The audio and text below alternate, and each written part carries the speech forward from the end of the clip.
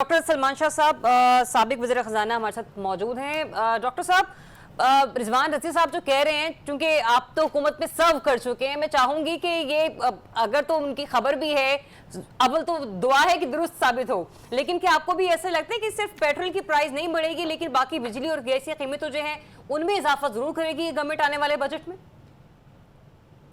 देखिए, पहले हमें ये सेटल कर लेना चाहिए कि ये बजट जो है ये किस प्रिंसिपल के तहत बन रहे हैं। और इस साल का भी बजट जो है वो IMF के जो प्रोग्राम है उसका एक हिस्सा है। और IMF के प्रोग्राम में जो सबसे बड़ी शर्त है वो ये है कि आपका एक सरप्लस होगा जो कि इतना होना चाहिए टैक्स, जो आपके अखराजात से आपके टैक्स रेवेन्यूज जो है वो ज़्यादा होने चाहिए, और उसको आप प्राइमरी सरप्लस कहते हैं। सो अब डिपेंड करेगा कि पाकिस्तान में जो हुकूमती अखराजात हैं वो हर साल की तरह इस साल कितने बढ़ेंगे। जी जी जी। अब पिछले साल का जो बजट है मेरे ख्याल में क्योंकि हुकूमत ने कोई और इंडिकेशन तो नहीं दी और उसने अपने अखराजात कम करने की कोई स्ट्रेटजी भी नहीं बताई, और ना उसने कोई अनाउंसमेंट की है कि वो अखराजात कम करेंगे। तो मोस्ट लाइकली जो है अखराजात जो हैं वो पिछले साल के अखराजात से कोई 25-30% ज्यादा होंगे। और उसकी उसकी वजह ये है कि एक पिछले एक साल से अगर आप ओवरऑल महंगाई देखें तो पिछले साल के हिसाब से कम से कम 15-20% तो महंगाई हो चुकी है, यानी कि रुपये की कीमत कम हो चुकी है। तो उसको पूरा करने की जरूरत होगी। अगर तो वो इसी तरह से चले तो इसका मतलब ये होगा कि उनको अपने अखराजात पूरे करने के लिए बेशुमार टैक्सेस लगाने पड़ेंगे। ठीक है। इसमें सबसे जो आसान होगा वो आपके पेट्रोलियम के ऊपर लेवी है, उसको बढ़ा दिया जाएगा। तो फिर इस वक्त उसके बाद कतल कलामी के माजूद आपके डॉक्टर साहब, इस वक्त जो पेट्रोल पर लेवी है वो 78 रुपए 2 पैसे फी लीटर है। इससे ज्यादा बढ़ाकर हुकूमत और इसे कितने रुपए पर ले जाएगी? क्योंकि अभी भी जो एक आम आदमी 1 लीटर अपनी टैंकी भरवाता है मोटरसाइकिल की, वो 257 या गालिबन 58 रुपए में उसको फी लीटर में दस्तयाब होती है। जी, उसका डिपेंड करेगा कि अब अखराजात आप कितने पेश करते हैं, क्योंकि ये एक किस्म का साल है जिसमें हुकूमत ये कहने की कोशिश कर रही है कि इकॉनमी सारी उसने ठीक कर ली है। हाँ। और इसलिए वो अब अपने अखराजात जो हैं वो और बड़े करेगा, और जब वो अखराजात बढ़ाए जाएंगे तो जी। फिर ये जो लेवी है इसको तो बढ़ाना पड़ेगा। ये ऑलरेडी जिस जगह पे पहुंची हुई है, जैसे आप कह रहे हैं कि 70 से 80 78 रुपए, रुपए हाँ की जी। लेवी है, तो ये 100 रुपए से भी ऊपर जा सकती है। अच्छा।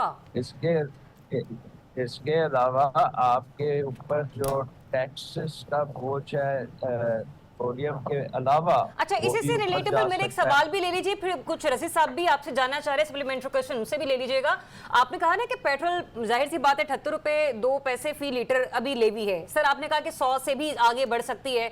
हमने अपना जो एक अमूमी होता है ना कि मौशरती रवैया मौशियात के हवाले से जो देखा है, जब जब पेट्रोल की कीमतों में इजाफा होता है, हमारे यहाँ जो दीगर अशाया खुर्नोश की कीमतें हैं उनमें भी तवातुर के साथ इजाफा देखने को मिलता है। तो ये तो कहा जा सकता है बआसानी कि एक महंगाई का तूफान आने वाला है, लेकिन सर वो महंगाई का तूफान एक आम आदमी की जिंदगी को किस हद तक मलिया मेट कर देगा, इसका तखमीना ये गवर्नमेंट ना हमें बता रही है, ना ही हमें IMF वाले बता रहे हैं। और इस सवाल एक रज़ी साहब आपसे कुछ करना चाह रहे हैं। जी बहुत शुक्रिया। डॉक्टर साहब से खाकसार की पुरानी न्याज़मंदी है, तो इसलिए मैं उसका फ़ायदा उठा के, तो डॉक्टर साहब इस वक्त आप चूँकि किसी न किसी हवाले से उधर से मुंसलिक रहे हैं, इस वक्त पाकिस्तान की जो अशराफिया है वो क्रिप्टो करेंसी और ब्लॉक चेन का बहुत ज़्यादा तराना गा रही है। سر یہ ہماری رہنمائی فرمائیے گا، کیا اس میں کوئی بیلنس آف پیمنٹ میں بھی ہمیں کوئی ریلیف مل پائے گا یا کرنٹ اکاؤنٹ خسارے میں بھی کوئی ریلیف مل پائے گا؟ اور دوسری بات ہے سر، ہم ایک جنگ جیتے ہیں ابھی، اس جنگ کا خرچہ بھی تو قوم کی جیب سے نکلوانا ہے، تو کتنا کا خرچہ اور ادا کرنا پڑے گا ہمیں؟ دیکھیں پہلا جو آپ نے جو دوسرا سوال کیا ہے اس سے شروع کرتے ہیں کہ جنگ کا جو خرچہ ہے اس میں بہت سی چیزیں استعمال ہوئی ہیں جو آپ کے سٹاک میں تھی اور اس کو ریپلینش کرنا پڑے گا. سو میرے نظر میں ڈیفنس بجٹ کو آپ کو بڑھانا پڑے گا. پرٹیکولرلی آپ نے بہت سی چیزوں جو ہے اسلحہ جو استعمال ہو چکا ہے اس کو بھی ریپلیس کرنا ہے. پھر آپ کے جو کوئی کمزوریاں نظر آئی ہوں گی اس جنگ میں، آپ کے مسل ڈیفنس سسٹم آپ نے دینے ہوں گے. ہو سکتا ہے کہ آپ کو نئی جو ٹیکنالوجی کی جنگ ہے اس کو اور قیمت کرنے کی ضرورت ہو. جو کام ایئر فورس میں کیا ہے اس کے ساتھ ساتھ پھر ہماری آرٹلری اور ہمارے ٹینک اور یہ ساری چیزیں، یہ بھی ایک نئے جدید قسم کے اکوپمنٹ کی ضرورت ہوگی. سو آئی تھنک کہ اوور آل تو یہ ڈیفنس بجٹ ڈیفینیٹلی اوپر جائے گا. یہ آئی ول بی ویری سرپرائز کہ اگر اس کو آپ نے پچھلے سال کی لیول پہ رکھنے میں کامیاب ہو سکتے ہیں. تو آئی تھنک کہ یہ تو ہمیں ڈیفینیٹلی سوچنا پڑے گا ٹھیک سر. کہ باقی حکومت کے جو اخراجات ہیں ان کے بارے میں ہم کیا کریں. اور آپ کو پتا ہے کہ رائٹ سائزنگ کمیٹی بھی بنی تھی اور اس میں آپ کے فیصل وہ بنگالی صاحب بھی تھے، کیسر بنگالی صاحب، جو چاہتے تھے کہ ٹیک میں جو ہے وہ خاصے حد تک کم کر دیے جائیں. تو لیکن وہ ریزائن کر کے چلے گئے کیونکہ حکومت کا کوئی موڈ نہیں ہے کہ حکومت کا پھیلاؤ کم کیا جائے. تو اگر آپ پھیلاؤ بھی نہیں کم کریں گے، اخراجات بڑھتے ہی بڑھتے ہیں، تو پھر آپ سر اگر میں نے یہاں پہ حکومت کے اخراجات اور ہونا شروع کر دیے نا تو شاید ہمارے لیے عوام کے حوالے سے گفتگو کرنے کے لیے کوئی ہی فورم باقی بچ جائے گا. مہنگائی اس حد تک بڑھ چکی ہے کہ حکومت کے خلاف جو عوام اکٹھی ہو کر احتجاج کیا کرتی تھی، اب وہ جو لوگ ہیں نا وہ 2 وقت کی روٹی پوری کرنے کے لیے یا پھر یوں کہہ لیجیے کہ اپنی دیگر بنیادی ضروریات کو پورا کرنے کے لیے ان کے پاس یہ وقت ہی موجود نہیں ہے کہ وہ 4 بندے کھڑے ہو کر کسی چوک میں جا کر احتجاج بھی کر لیں. رضوان عزیز صاحب مجھے یہ بتائیے گا کہ یہ جو ابھی انور صاحب بھی بات کر رہے تھے کہ حکومت کی آئی ایم ایف کو نان فائلرز کے گرد گھیرا تنگ کرنے کی جو یقین دہانی وہ بھی اس نے آئی ایم ایف کو کروا دی ہے، اتنا آسان ہوگا کہ سسٹم سے نان فائلرز کا جو آپ نے ایک خانہ ہے وہ سرے سے ہی ختم کر دیں؟ مطلب کیسے پاسبل ہوگا؟ دیکھیں نان فائلر کا مطلب ہے آپ کا ٹریڈر. یہ میرے ساتھ 2 دفعہ کے فائنانس منسٹر بیٹھے ہوئے ہیں. آپ ان سے پوچھ لیں کہ ٹریڈر سے ٹیکس لینا کتنا مشکل ہے کہ آپ ٹریڈ اور ٹریڈر کو ٹیکس میں نہیں لاتے.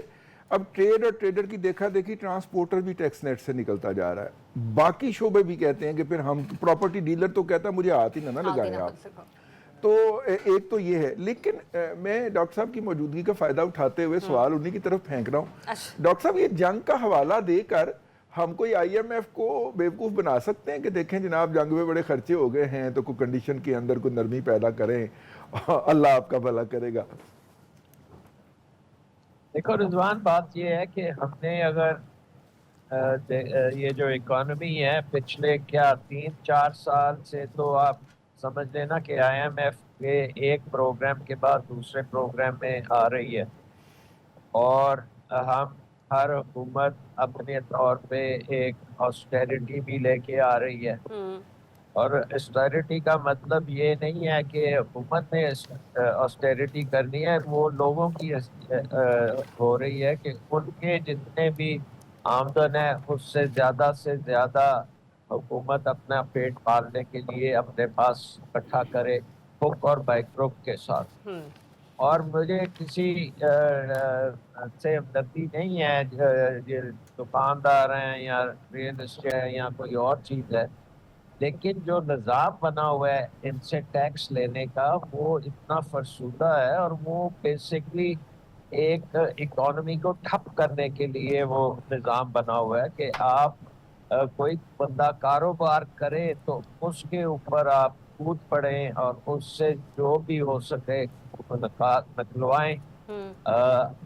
اکانومی کو اس کا کوئی فائدہ نہیں ہوتا، اس کا نقصان ہوتا ہے، کیونکہ اکنامک گروتھ جو ہے آپ کی وہ ٹیکسوں کے ساتھ نہیں ہوتی، وہ انویسٹمنٹ کے ساتھ ہوتی۔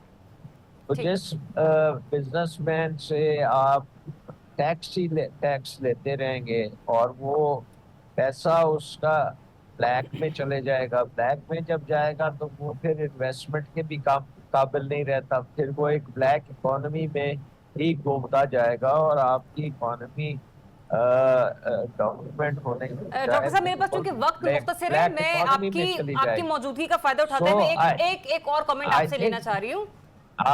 آپ نے یہ کرنا ہے کہ آپ نے دیکھنا ہے کہ یہ جو مسلسل سے ہمارے بجٹ آ رہے ہیں صرف ٹیکس ٹیکس ٹیکس کرنے کے لیے، تو وہ اکانومی کا حل نہیں ہے۔ ان ٹھیک امپلائمنٹ کو وہ اور آگے لے کے جائے گا، اور غریب تو بالکل مر جائے گا۔